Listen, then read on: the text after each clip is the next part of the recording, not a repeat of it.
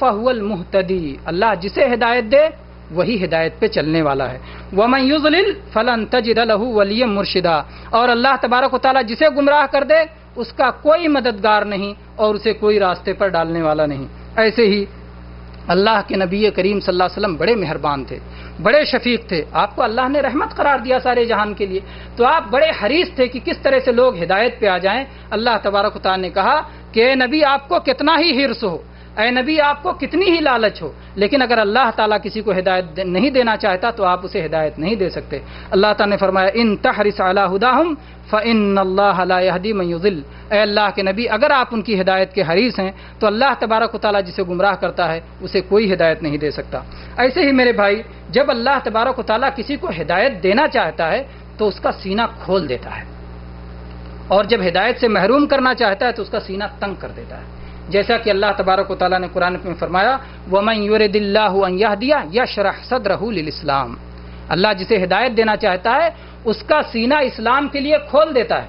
وَمَن يُرِدْ أَن يُضِلَّهُ يَجْعَلْ صَدْرَهُ ضَيِّقًا حَرَجًا كَأَنَّمَا يَصَّعَّدُ فِي السَّمَاءِ، اور اللہ تبارک و تعالیٰ اگر کسی کو گمراہ کرنا چاہتا ہے تو اس کے سینے کو تنگ کر دیتا ہے جیسے وہ آسمان میں چڑھ رہا ہو.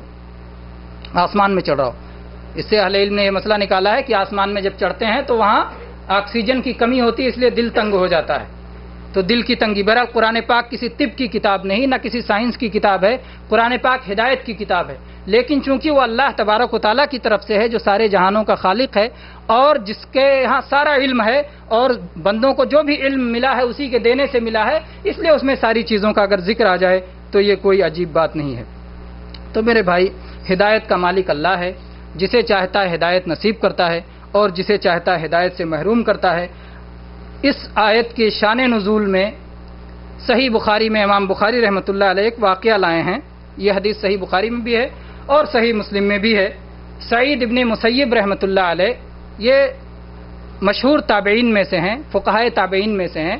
یہ اپنے والد مسیب سے روایت کرتے ہیں.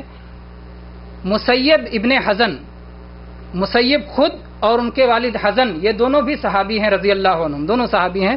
یہ بیان کرتے ہیں کہ جب نبی صلی اللہ علیہ وسلم کے چچا ابو طالب کی وفات کا وقت آیا تو رسول اللہ صلی اللہ علیہ وسلم ان کے پاس آئے، ابو طالب کے پاس آئے. اس وقت ابو طالب کے پاس ابو جہل اور عبداللہ بن ابی امیہ یہ دونوں بیٹھے ہوئے تھے. اللہ کے نبی کریم صلی اللہ علیہ وسلم نے ابو طالب سے کہا کہ اے چچا لا الہ الا اللہ پڑھ لیجئے، ایک ایسا کلمہ کہ جس کو میں اللہ تبارک و تعالیٰ کے ہاں حجت بناؤں گا، دلیل بناؤں گا کہ آپ نے ایک کلمے کا اقرار کیا تھا. ابو جہل اور عبداللہ بن ابی امیہ نے کہا کہ ابو طالب آپ اپنے باپ عبد المطلب کا دین چھوڑ دیں گے؟ اللہ کے نبی کریم صلی اللہ علیہ وسلم اپنی بات کہتے رہے اور ابو جہل اور عبداللہ بن امیہ اپنی بات دہراتے رہے، یہاں تک کہ جس پر ابو طالب کی وفات ہوئی وہ یہ کہ انہوں نے آخر میں کہا کہ وہ عبد المطلب کے دین پہ مرتے ہیں. انہوں نے لا الہ الا اللہ کہنے سے انکار کر دیا. اللہ کے نبی کریم صلی اللہ علیہ وسلم نے کہا کہ جب تک اللہ تبارک و تعالیٰ کی طرف سے مجھے روک نہیں دیا جاتا تب تک میں آپ کے لیے بخشش کی دعا کرتا رہوں گا. تو اللہ تبارک و تعالیٰ نے قرآن مجید میں آیت اتار کر کے روک دیا. اللہ تبارک و تعالیٰ نے فرمایا ما کان للنبی والذین آمنوا ان یستغفروا للمشرکین وَلَوْ كَانُوا أُولِي قُرْبَى مِن بَعْدِ مَا تَبَيَّنَ لَهُمْ أَنَّهُمْ أَصْحَابُ الْجَحِيمِ، نہ نبی کے لیے جائز اور نہ ہی ایمان والوں کے لیے جائز کہ وہ کسی بھی مشرک کے لیے بخشش کی دعا کریں چاہے وہ کتنا ہی قریبی رشتہ دار کیوں نہ ہو، اس کے بعد کہ اللہ تبارک و تعالیٰ کھل کر یہ بات بیان کر چکا ہے کہ مشرکوں کا ٹھکانہ جہنم ہے.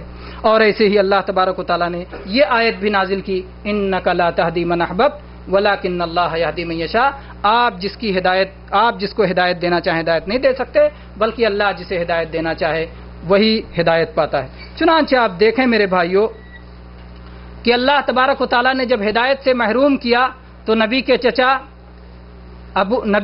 ابو طالب یہ ہدایت نہیں پا سکے. آپ کے دوسرے چچا ابو لہب، قرآن میں کہا گیا تبت یدا ابو لہب، ابو لہب کے دونوں ہاتھ ٹوٹ گئے، وہ بھی آپ کے چچا تھے، وہ ہدایت نہیں پا سکے. اور ایسے ہی اللہ کے نبی صلی اللہ علیہ وسلم کے چچاؤں میں سے صرف کتنے چچا اسلام لائے؟ 2 چچا اسلام لائے، ایک حمزہ رضی اللہ عنہ اور ایک عباس رضی اللہ عنہ. صرف 2 چچا اسلام لائے اور باقی کوئی محروم کوئی بھی ہدایت یاب نہیں ہو سکا، کیونکہ اللہ نے ان کے لیے ہدایت نہیں لکھی تھی۔